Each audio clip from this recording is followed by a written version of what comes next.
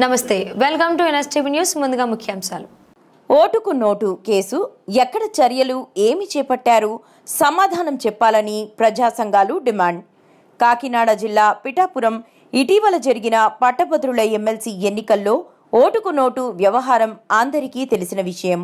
పట్టపగలు పట్టభద్రులను polling booth సమీపంలోనే ఓటుకు నోటు పంచడం పశువుల సంతలో పశువులను కొన్నట్టుగానే ఉందని, దీని మీద ఓటుకు నోటు పంచిన వారి మీద తక్షణమే చర్యలు చేపట్టాలని గురువారం ఇందిరానగర్ సెంటర్లో ప్రజా సంఘాల ఆధ్వర్యంలో ప్రెస్ మీట్ ఏర్పాటు చేయడం జరిగింది.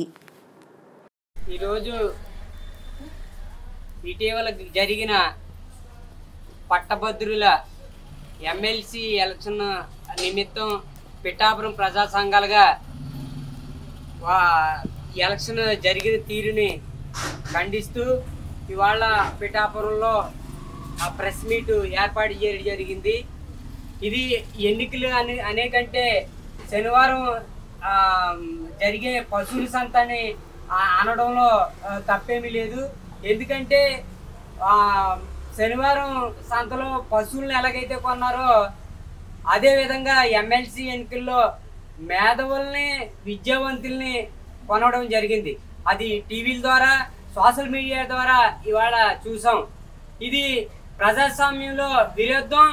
చదువుకున్న వాళ్ళని విద్యావంతుల్ని మేధావులుగా తయారు చేయాలి, కానీ ఇలా ఓటుకి నోటు ఇచ్చి ప్రలోభనం చేయడం అన్నది రాజ్యాంగ విరుద్ధం.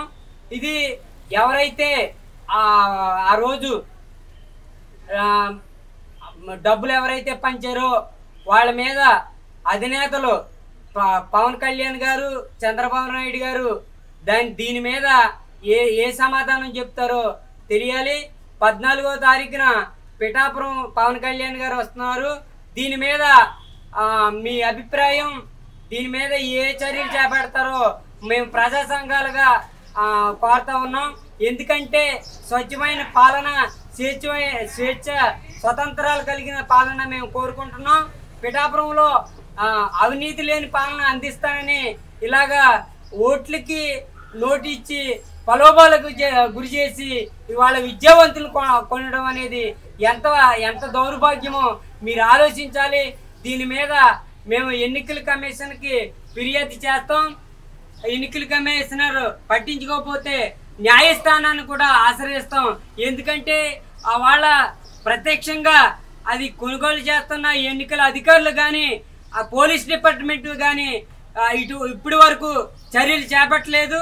వాళ్ళు చట్టవిరుద్ధంగా చేశారు కాబట్టి చట్టపరమైన న్యాయస్థానంగా ఆలోచించి వారి మీద చర్యలు చేపట్టకపోతే పిఠాపురంలో ప్రజా సంఘాలతో ఉద్యమం చేపడతామని ఈ సందర్భంగా తెలియజేస్తా ఉన్నాం.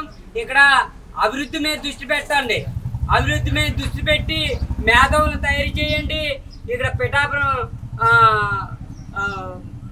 అవినీతి లేని సంఘాలుగా కోరుతా ఉన్నాం.